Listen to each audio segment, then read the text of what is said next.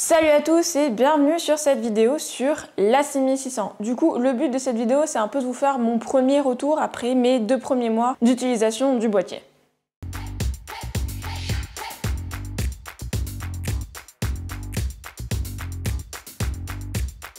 Petit disclaimer avant le début de la vidéo, j'ai reçu ce boîtier pendant le confinement, donc je vais pas pouvoir te montrer grand chose à part les vidéos YouTube que j'ai tournées avec. Donc si tu veux que je refasse une vidéo où je te présenterai plus des photos et des vidéos que j'ai réalisées en extérieur avec ce boîtier, n'hésite pas à le dire en commentaire et je referai une vidéo.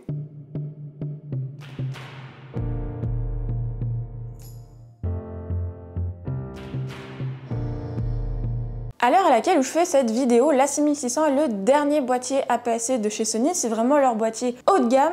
Et du coup, je vais te présenter quelques caractéristiques techniques qui pourraient t'intéresser. Alors, qu'est-ce qu'il y a sur cette A6600? Alors déjà, on a un écran orientable à 180 degrés tactile pour le focus, mais pas pour les menus.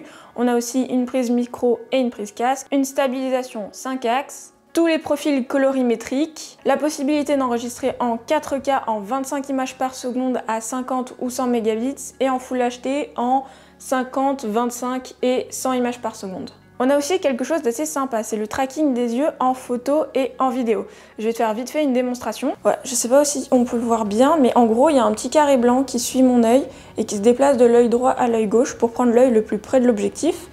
Et en gros, il va faire absolument le focus sur cet œil-là. Voilà, donc ça c'est la fonction tracking. Alors pour moi, cette A6600 est avant tout destinée pour les vidéastes. Et au-delà de ça, c'est le boîtier parfait pour les youtubeurs, vlogueurs, avec son écran orientable à 180 degrés et son format APS-C, qui en fait un boîtier tout léger, tout petit et tout compact. Donc si tu cherches un boîtier Sony puissant en vidéo, petit, compact, avec un retour, enfin avec un écran qui te permet d'avoir un retour, je pense que l'A6600 est fait pour toi si bien sûr tu as le budget. Alors bien sûr, j'ai pu tester l'A6600 que pendant les 2 mois de confinement. Mais pour l'instant, je trouve que c'est un super boîtier en vidéo. D'ailleurs, toutes les vidéos qui sont sur la chaîne depuis mars 2020 ont été tournées avec l'A6600. Par contre, comme tous les boîtiers, il a des avantages et des inconvénients. Je pense que les grandes forces de l'A6600 sont son écran orientable tactile pour le focus et sa batterie.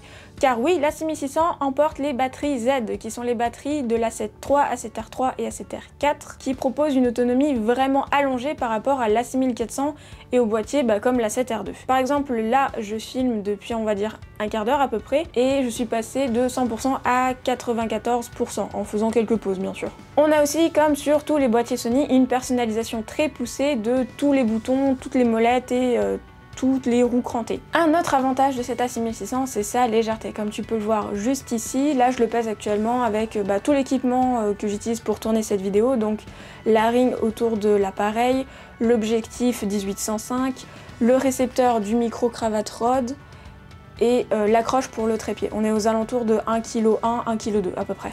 Donc c'est vraiment quand même, avec tous ces accessoires là, un boîtier assez léger je trouve. On va parler des inconvénients de la 6600. Alors déjà, les slots SD. Donc il n'y en a qu'un seul qui est compatible en UHS 1 uniquement. Donc pas la possibilité de double carte pour faire un double enregistrement vidéo ou photo et vidéo. Ça, sur la 6600, on oublie.